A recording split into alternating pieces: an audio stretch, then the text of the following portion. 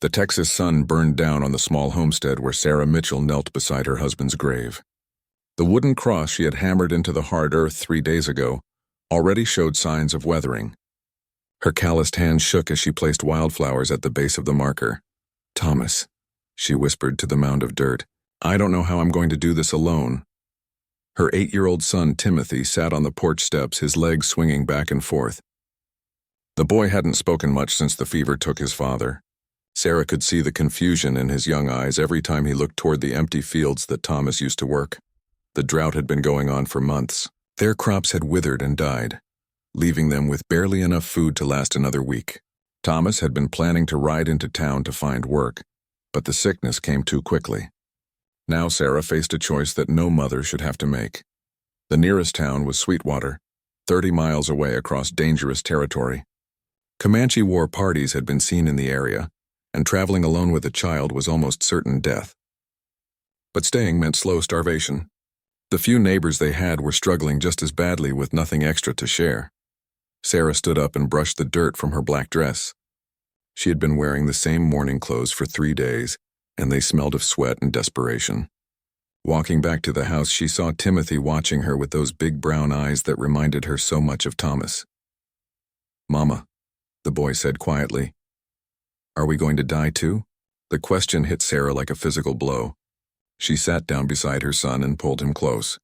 His small body felt so fragile against her chest. How could she explain their situation to a child who had already lost so much? "We're going to figure something out," she said, though she had no idea what that something might be. That night, Sarah lay awake listening to Timothy's breathing in the bed beside her. She had moved him into her room after Thomas died, unable to bear the thought of being alone. The house creaked and settled around them, and every sound made her jump. Without Thomas's steady presence, even familiar noises seemed threatening. She thought about the money hidden in the coffee tin under the floorboards. There were maybe $15 left, enough for supplies if she could get to town. But the journey was the problem. She had heard stories of what happened to women and children caught alone on the prairie. The Comanche were skilled warriors who showed no mercy to settlers. As dawn broke, Sarah made her decision. She would pack what little they had and try to make it to Sweetwater. It was better to die trying than to waste away slowly on the homestead. At least in town, Timothy might have a chance with another family if something happened to her. She spent the morning gathering their few possessions. There wasn't much to take. Some clothes, the money, a little food, and Thomas's rifle with 6 bullets. Sarah had never been a good shot, but the weight of the weapon in her hands was somehow comforting. Timothy helped pack without asking questions. He seemed to understand that their life on the homestead was over. When they were ready to leave, Sarah took one last look around the small house that had been their home for 5 years. Thomas had built it with his own hands, cutting every board and driving every nail. Now it would stand empty, another casualty of the harsh frontier life. They climbed onto their old wagon, pulled by their last remaining horse, a mare named Belle. Sarah had sold their other animals weeks ago to buy medicine for Thomas. Belle was getting old and moved slowly, but she was all they had. As they rolled away from the homestead, Timothy turned to wave goodbye to his father's grave. Sarah felt tears burning her eyes, but she forced herself to look ahead. The trail to Sweetwater stretched out before them, disappearing into the heat haze that shimmered above the prairie grass. They had been traveling for 2 hours when Sarah first noticed the dust cloud behind them. Sarah's heart started pounding when she saw the dust cloud growing larger behind them. She snapped the reins, urging Belle to move faster, but the old mare could only manage a tired trot.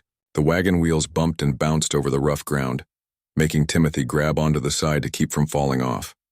"Mama, what's wrong?" the boy asked, seeing the fear in his mother's face. "Nothing, sweetheart. We just need to keep moving," Sarah lied, checking the rifle beside her on the wagon seat. The dust cloud was definitely getting closer. Sarah could make out dark shapes moving within it now. Her mouth went dry as she counted at least 6 riders coming fast across the prairie. There was nowhere to hide on the open grassland, no trees or rocks to take shelter behind. Belle was already breathing hard, her sides heaving with effort. Pushing her harder might kill the old horse, leaving them stranded on foot. But the riders were gaining ground quickly, and Sarah knew they would catch up within minutes either way. She stopped the wagon and grabbed the rifle, her hands shaking as she checked that it was loaded. Timothy looked at her with wide, frightened eyes but didn't ask any more questions. Even at 8 years old, he understood that danger was coming. "Timothy," Sarah said, trying to keep her voice steady, "I want you to get down in the wagon bed and cover yourself with that blanket. Don't look up no matter what happens and don't make any noise." The boy nodded and scrambled into the back of the wagon. Sarah watched him burrow under the old quilt his grandmother had made, then turned to face the approaching riders. They came out of their own dust cloud like ghosts materializing from the heat. 6 Comanche warriors on painted horses, their faces streaked with war paint. The leader rode a magnificent black stallion and carried a lance decorated with feathers and scalps. His chest was bare except for a bone breastplate, and his long black hair flowed behind him in the wind. Sarah raised the rifle to her shoulder, though her arms were trembling so badly she could barely hold it steady. The warriors slowed their horses to a walk as they surrounded the wagon, their eyes taking in every detail. They spoke to each other in their own language, their voices low and calm. The leader urged his horse closer to the wagon. He was a young man, maybe 30 years old, with intelligent dark eyes and a scar running from his left temple to his jaw. He looked at Sarah for a long moment, then at the rifle in her hands. "You shoot me," he said in broken English. "My brothers kill you slow." Sarah's finger was on the trigger, but she knew he was right. Even if she managed to kill one of them, the others would make her and Timothy suffer terribly before they died. She had heard too many stories about what the Comanche did to their captives. "Please," she whispered, her voice breaking, "have mercy on my child. He's just a boy. Take me if you want, but let him go." The warrior tilted his head, studying her face. He seemed curious about her tears, as if he didn't often see such raw desperation. Behind him, the other warriors were getting restless, their horses dancing and snorting. One of the younger Comanche said something harsh in their language, pointing at the wagon. Sarah didn't understand the words, but the meaning was clear enough. They wanted to finish this quickly.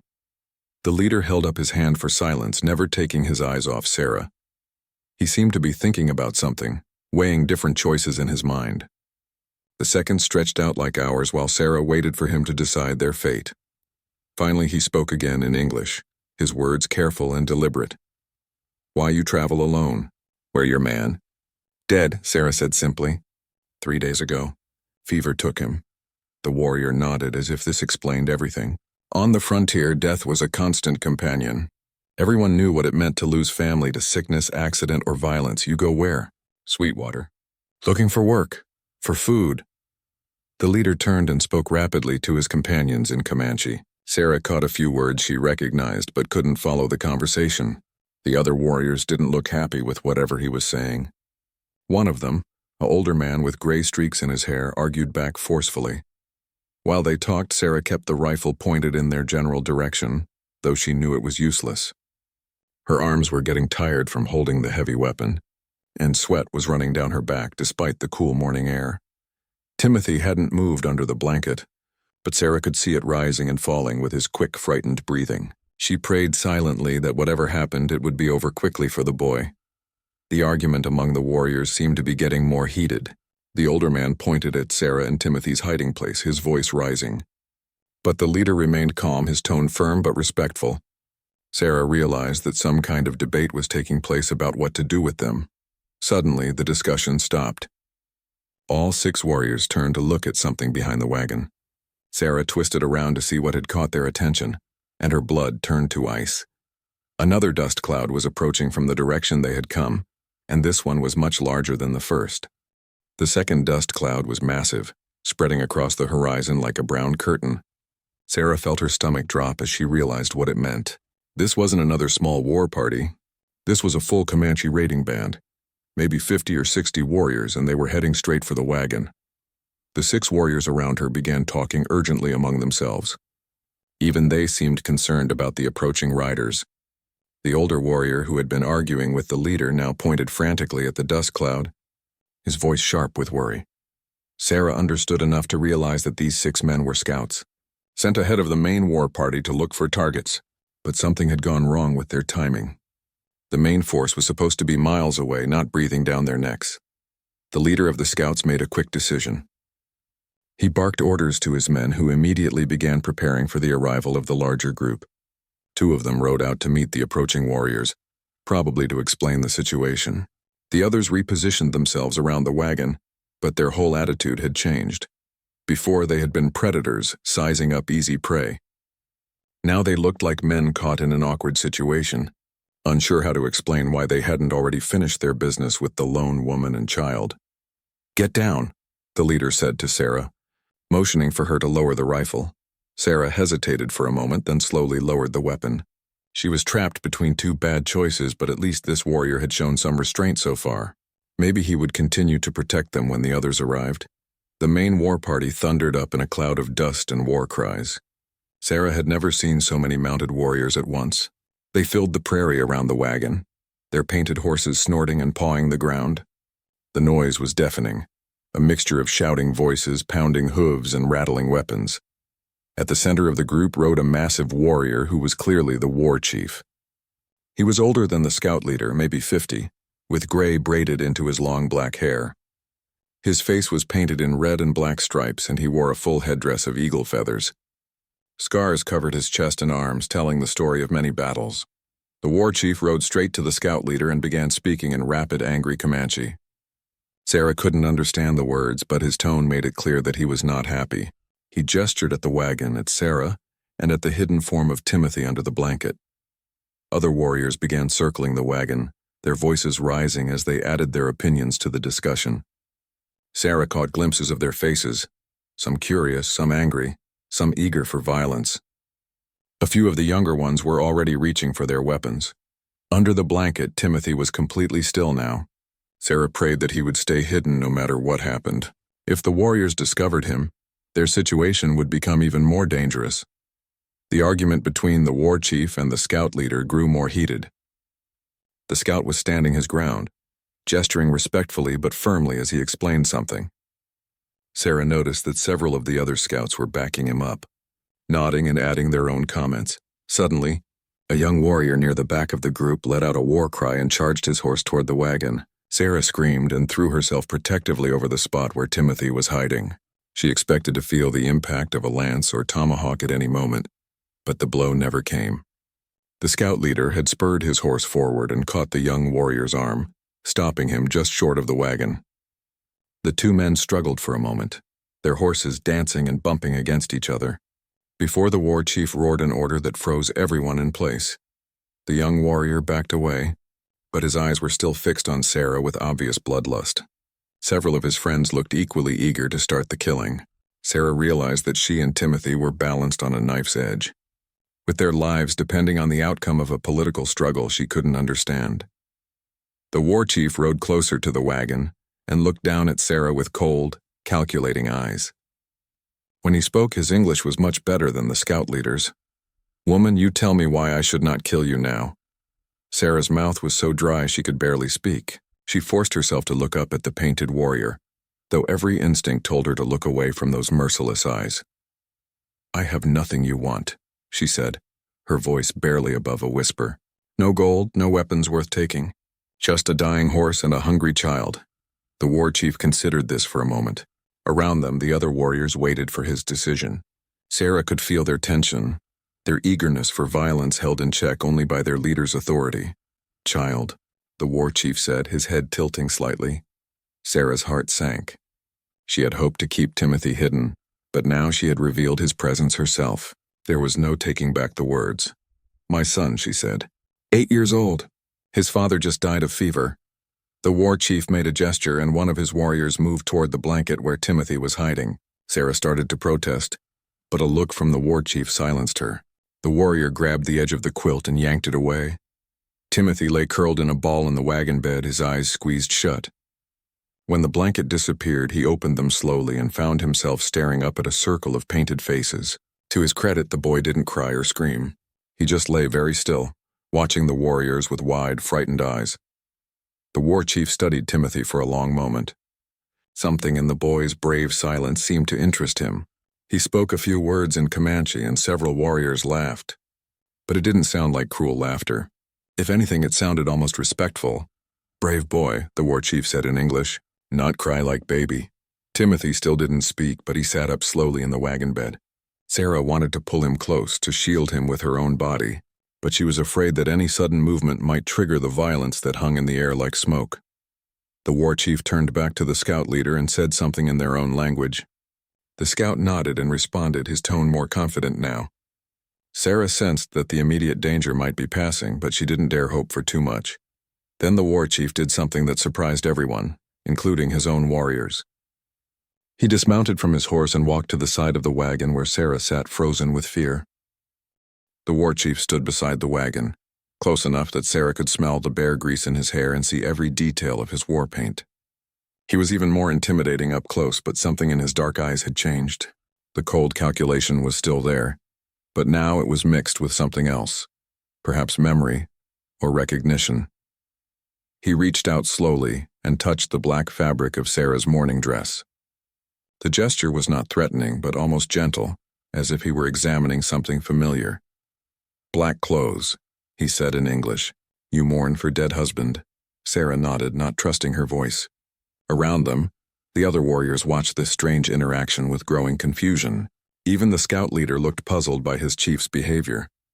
The war chief studied Sarah's face for another long moment, then walked to the back of the wagon where Timothy sat. The boy had managed to sit up straight, his small hands clenched in his lap. When the massive warrior approached, Timothy didn't flinch or look away. "What your name, boy?" the war chief asked. "Timothy?" the boy said in a small but steady voice. "Timothy Mitchell."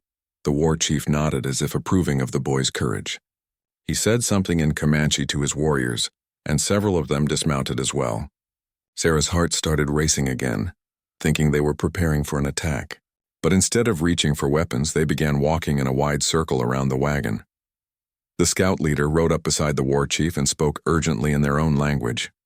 Sarah caught enough words to understand that he was asking questions, maybe even arguing again. The war chief listened patiently, then gave a short reply that seemed to settle the matter. "Woman," the war chief said, turning back to Sarah. "My scout says you go to Sweetwater for work." "Yes," Sarah said. "We have no food left, no money for supplies. I hope to find work in town." The war chief seemed to consider this. He walked around to the front of the wagon and examined Old Belle, running his hands along the mare's sides and checking her hooves. Belle was so tired she barely reacted to his touch. "This horse die soon," he said matter-of-factly. "Not make it to Sweetwater." Sarah knew he was right. Belle was already showing signs of exhaustion, and they still had 20 miles to go. But she had no choice except to keep pushing the old mare forward and hope for the best. "You have food for journey?" the war chief asked. Sarah shook her head. They had eaten the last of their cornbread that morning, and their water was running low.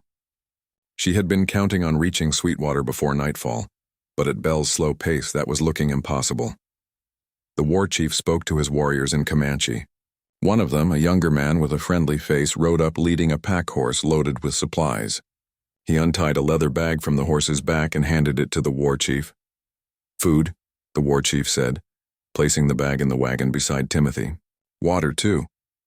He gestured, and another warrior brought forward a water skin, full and heavy. Sarah stared at the supplies in amazement. She had expected death, and instead she was being given the means to survive.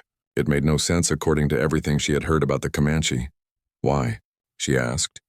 "Why are you helping us?" The war chief was quiet for a long moment. When he finally spoke, his voice was softer than before, almost sad. "I know what it is to lose husband, to have hungry child. My wife, she died 3 winters ago. Sickness like your man. She wear black clothes too. Mourn for her brother killed in battle." Understanding began to dawn on Sarah. The war chief saw something familiar in her situation, a reflection of his own loss and struggle. But that didn't explain why he was willing to help white settlers who were traditional enemies of his people. "My wife," the war chief continued, "she always say children are children, no matter what color skin, no matter what tribe. Children need food, need protection. She make me promise to remember this."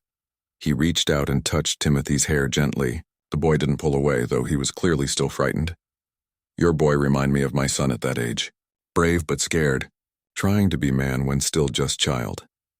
Several of the warriors were getting restless, shifting in their saddles and muttering among themselves. Sarah sensed that not everyone agreed with their chief's decision to help the white woman and her child.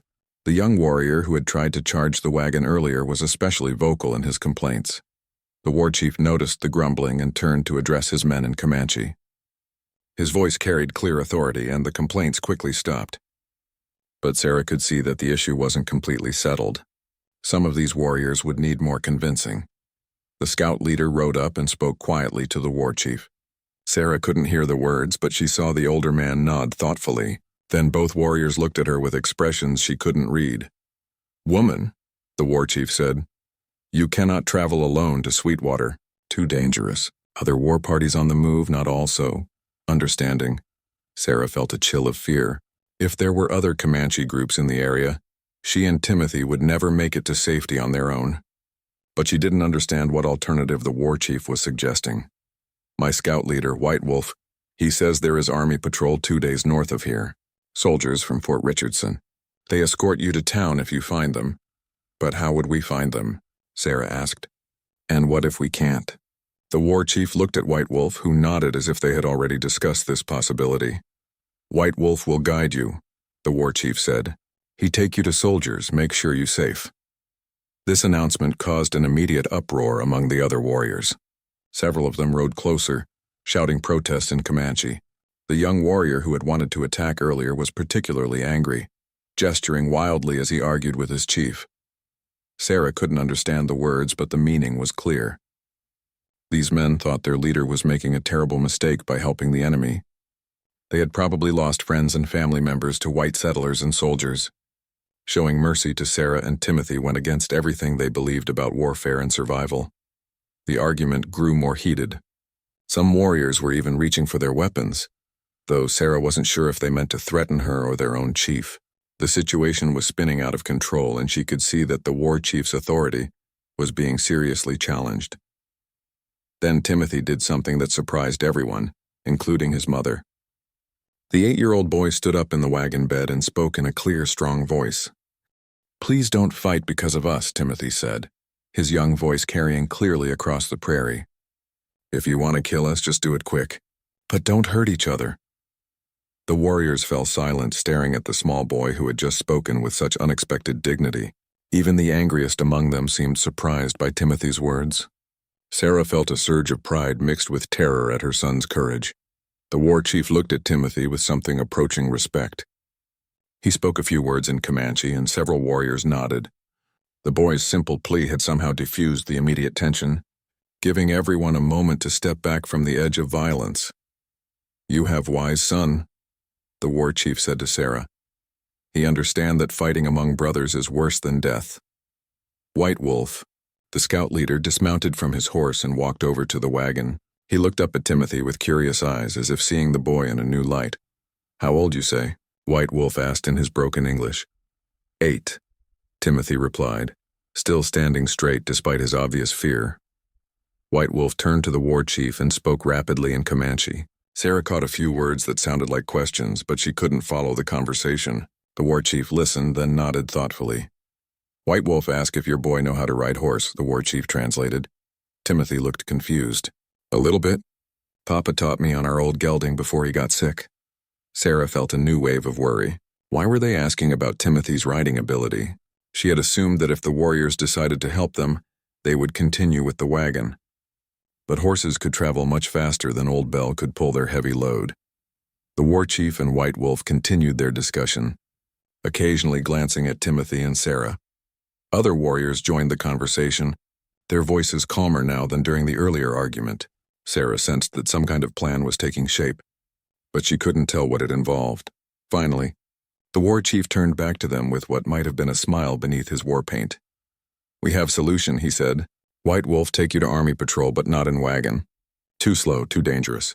You ride horses, move fast." Sarah's heart sank. She had never been comfortable on horseback, and the thought of riding across dangerous territory at high speed terrified her. But she could see the logic in the plan. A fast-moving group could avoid trouble that would catch a slow wagon. "But our things," she protested weakly. "Take what you need," the war chief said. "Leave rest. Your life worth more than old cooking pot." White Wolf was already selecting horses from the war party's remuda. He chose a gentle-looking mare for Sarah and a smaller pony for Timothy. Both animals seemed calm and well-trained, much better suited for inexperienced riders than the spirited war horses the warriors rode. "I don't know if I can do this," Sarah whispered to the war chief. I'm not a good rider. You learn quick or you die slow, he replied, but his tone was not unkind. White Wolf, good teacher. He keep you safe. The other warriors were beginning to pack up their own gear, preparing to continue their interrupted raid. Sarah realized that this encounter was just a brief pause in their larger mission. Whatever that might be, soon they would ride on to attack some other settlement and she would be left with only White Wolf for protection. The young warrior who had wanted to kill them earlier rode up one more time. He spoke angrily to the war chief, gesturing at Sarah and Timothy. The war chief listened patiently, then gave a short, sharp reply that ended the discussion. The young man wheeled his horse around and rode away, but Sarah could see that he wasn't satisfied. What did he want? She asked. The war chief's expression was grim. He say I make mistake. Say helping white woman bring bad medicine to our people. Do you think he's right? The war chief looked at her for a long moment. Maybe. But my wife's spirit would never rest if I let hungry child die when I could help. Some things more important than war. White Wolf had finished selecting horses and supplies for the journey. He approached the wagon carrying a rifle and a bag of ammunition, which he handed to Sarah. You know how to shoot? He asked. Sarah nodded, though she wasn't very confident with firearms. Thomas had taught her the basics, but she had never been in a situation where she needed to use a gun for protection. Good. Keep rifle close. If we get separated, you shoot anyone who try to hurt boy. The implications of his words hit Sarah like a physical blow. White Wolf was planning for the possibility that he might be killed, leaving her and Timothy to fend for themselves. The journey ahead was going to be even more dangerous than she had imagined. Timothy had climbed down from the wagon and was standing beside his selected pony. The animal was brown and white with kind eyes and a gentle manner. When the boy reached out to pat its neck, the pony nuzzled his hand. What's his name? Timothy asked White Wolf. The warrior smiled, the first time Sarah had seen any of them show genuine warmth. No name. Comanche not give names to horses like white man do, but you can call him what you want. Timothy thought for a moment. I'll call him Hope, he said, because he's going to help us find safety. White Wolf nodded approvingly. Good name. Hope carry you far. The war chief mounted his own horse and rode over to where Sarah was trying to get comfortable in her saddle. The mare was patient with her inexperience, standing still while she adjusted her position. Woman, the war chief said, you remember what I do for you today. Someday, maybe, you do same kindness for Comanche child who need help. Sarah looked up at the painted warrior who had saved their lives. Despite everything she had been taught about his people, she could see only compassion in his dark eyes. I will remember, she promised, and I'll teach Timothy to remember too. The war chief nodded, satisfied. He raised his hand in what might have been a blessing or farewell, then wheeled his horse around to rejoin his warriors. Within minutes, the entire war party was moving again, disappearing into their own dust cloud as they continued their deadly mission. Sarah, Timothy, and White Wolf were alone on the vast prairie. Three unlikely companions bound together by circumstances none of them could have predicted. White Wolf set a steady pace across the prairie, leading Sarah and Timothy north toward where he hoped to find the army patrol. The Comanche warrior rode with the easy grace of someone who had spent his entire life in the saddle, constantly scanning the horizon for signs of danger. Sarah struggled to stay balanced on her mare, her muscles already aching from the unfamiliar position. The horse seemed to sense her inexperience but remained patient, following White Wolf's mount without needing much guidance. Timothy, surprisingly, was doing better than his mother. His small size and natural fearlessness served him well, and Hope responded to the boy's gentle handling. They had been riding for about an hour when White Wolf suddenly raised his hand and brought his horse to a halt. Sarah and Timothy stopped beside him, watching as he studied something in the distance that they couldn't see. What is it? Sarah whispered. White Wolf didn't answer immediately. He was focused on a spot far ahead where the prairie grass seemed to be moving differently. After a moment, he pointed to a small rise about 2 miles away. Riders, he said quietly. Maybe soldiers, maybe not. We go around. They turned east, giving the unknown riders a wide berth. White Wolf explained that it was better to avoid all contact until they were certain who they were dealing with. Even army patrols could be dangerous if they were jumpy, and saw a Comanche warrior traveling with white settlers. The detour added miles to their journey, but White Wolf seemed unconcerned about the extra distance. He kept them moving at a pace that was fast enough to cover ground, but not so fast that it would tire the horses unnecessarily. Sarah began to appreciate his skill as a guide. Every decision he made was calculated to keep them safe. As they rode, White Wolf began to talk, apparently deciding that conversation would help pass the time. His English was limited but understandable, and Sarah found herself curious about this warrior who had risked so much to help them. "You have family?" she asked during one of their brief rest stops. White Wolf nodded, his expression becoming sad. "Wife, 2 daughters. They safe in village far from here. Do you miss them when you're on raids like this?" The warrior was quiet for a moment, considering how to answer. "Always miss family. But war necessary. White settlers take our land, kill our buffalo. We fight to protect our way of life." Sarah felt uncomfortable with this reminder of the larger conflict they were all caught up in. She and Thomas had never thought of themselves as invaders. They were just trying to build a life on land that seemed empty and unused. But she could see how the Comanche might view things differently. "Why did your war chief help us?" she asked. "We're your enemies." White Wolf looked at her with something that might have been pity. "You not enemy. You just woman with hungry child. War's between men who choose to fight. You not choose this." Timothy, who had been listening to the adult conversation, spoke up from his position on hope. "My papa always said that people are just people, no matter what they look like or where they come from." White Wolf smiled at the boy's innocent wisdom. "Your papa was smart, man. Maybe if more people think like him, no need for war." They continued riding as the sun climbed higher in the sky. The heat was becoming oppressive, and Sarah could feel sweat running down her back under her heavy morning dress. White Wolf called for more frequent rest stops, making sure both Sarah and Timothy drank plenty of water. During one stop, Timothy surprised them both by asking White Wolf to teach him some words in Comanche. The warrior seemed pleased by the boy's interest and began pointing to objects around them: rock, grass, horse, water, and giving their names in his native language. Timothy repeated each word carefully, his young mind absorbing the sounds easily. "You good student," White Wolf told him. "Maybe you grow up to be bridge between our peoples." As the afternoon wore on, White Wolf began to look more concerned. They had covered a lot of ground, but still hadn't found any sign of the army patrol. Sarah noticed that he was spending more time studying their back trail, as if worried about being followed. "Is something wrong?" she asked during another rest stop. White Wolf hesitated before answering. "Young warrior from my band, the one who wanted to kill you. He not happy with Chief's decision. Might follow us." Sarah felt her stomach tighten with fear. She had hoped that leaving the war party behind meant they were safe from that particular threat, but now it seemed their danger was far from over. What would he do if he caught up with us? "Kill us all," White Wolf said simply. "Then tell Chief we were attacked by soldiers. No one would know the truth." Timothy had been playing with hope's mane, but now he looked up with worried eyes. "Are we going to be okay?" White Wolf knelt down beside the boy and spoke seriously but gently. "I promise to protect you and your mother, but you must do exactly what I say when I say it." "Can you do that?" Timothy nodded solemnly. Despite his young age, he seemed to understand the gravity of their situation. They mounted up again and continued north, but now White Wolf pushed the pace harder. Sarah's body was screaming in protest, but she gritted her teeth and held on. If there was a chance they were being pursued, speed was more important than comfort.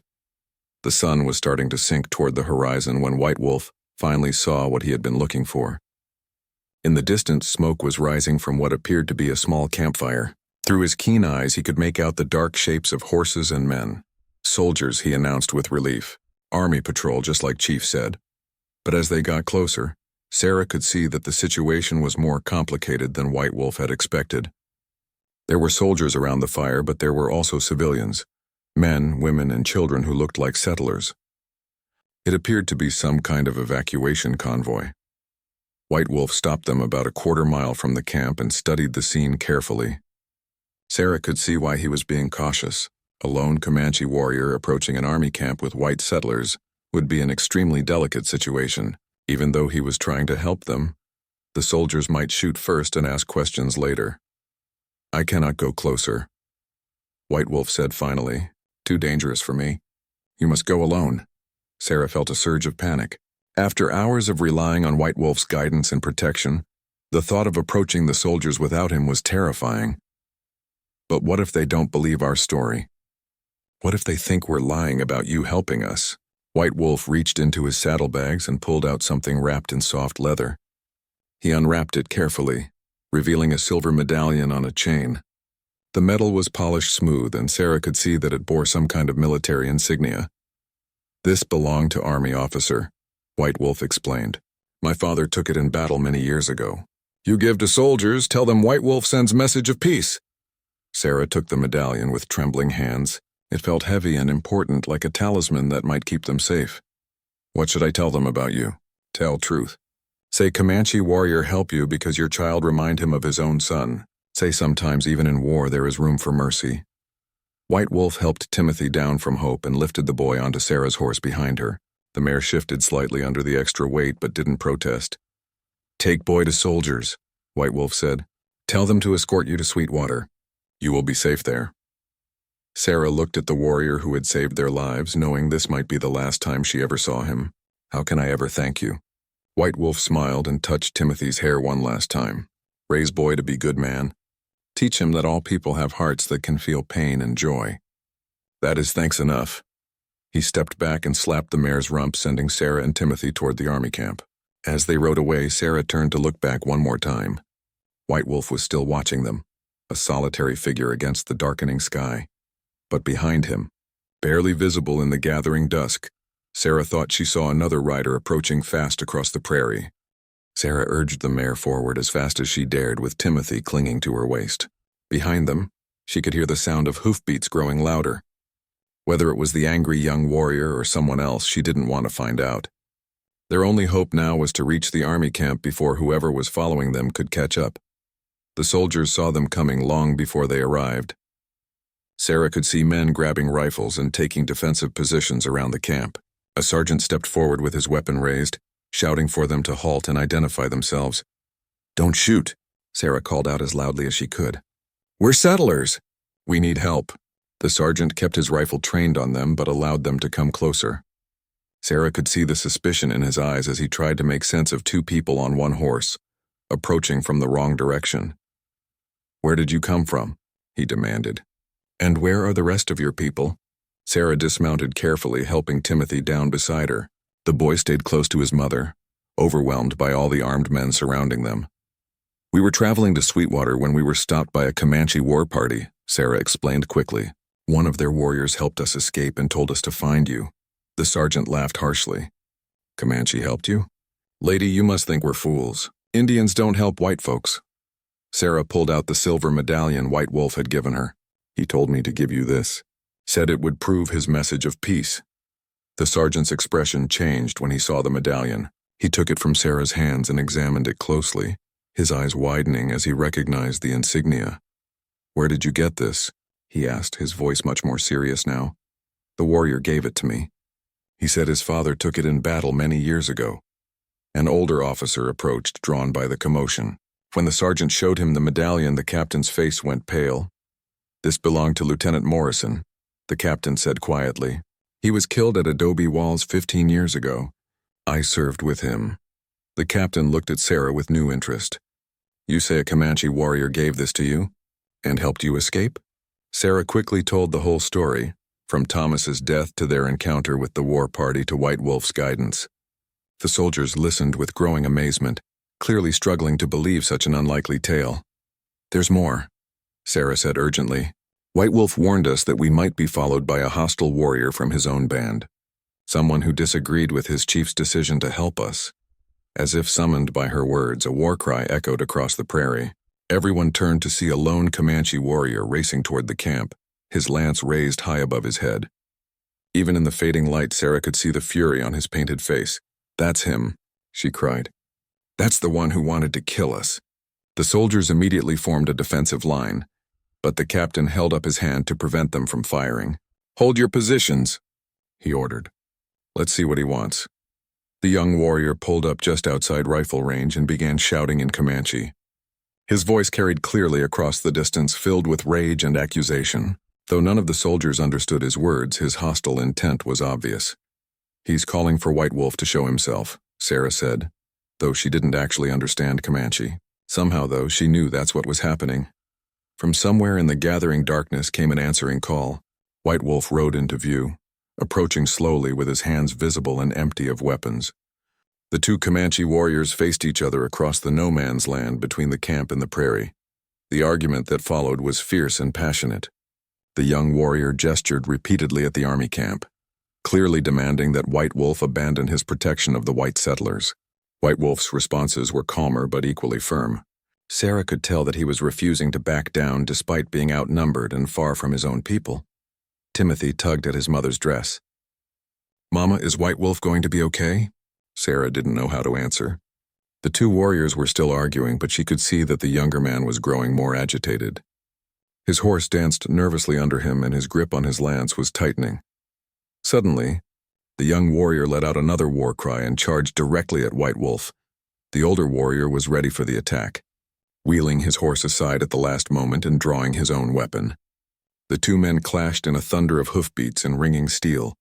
The soldiers watched in fascination as the battle unfolded before them. It was like something from a storybook. Two warriors locked in single combat while their enemies and allies looked on. Sarah covered Timothy's eyes, but she couldn't look away herself. White Wolf was clearly the more experienced fighter. He turned aside the younger man's desperate attacks with skill and patience, waiting for the right moment to strike back. When that moment came, it was swift and decisive. White Wolf's war club caught his opponent on the side of the head, knocking him from his horse. The young warrior lay still on the ground. White Wolf dismounted and checked on his fallen opponent, then looked toward the army camp. Even from a distance, Sarah could see the sadness in his posture. He had been forced to fight his own people to protect the promise he had made. The captain stepped forward and called out across the prairie, "White Wolf, you're welcome in our camp. We give you safe passage." White Wolf raised his hand in acknowledgement but didn't move toward them. Instead, he remounted his horse and began riding slowly away, leading the riderless horse of his fallen opponent. Sarah realized that he was taking the young warrior's body back to their people for proper burial. "Wait," Sarah called out, starting to run after him. White Wolf paused and turned back. Even though he was too far away to hear normal speech, somehow he seemed to understand what Sarah wanted to say. He raised his hand one final time, then disappeared into the darkness. 2 days later, the army patrol escorted Sarah and Timothy safely to Sweetwater. The town was bustling with activity, and Sarah was able to find work as a seamstress almost immediately. Timothy started school and quickly made friends with the other children. But on quiet evenings, when the wind blew across the prairie, both mother and son would remember the Comanche warrior who had risked everything to save them. They never forgot White Wolf's lesson that mercy and kindness could exist even in the midst of war and hatred. Years later, when Timothy had grown into a man, he would tell his own children the story of the day their grandmother's tears moved a Comanche warrior to compassion.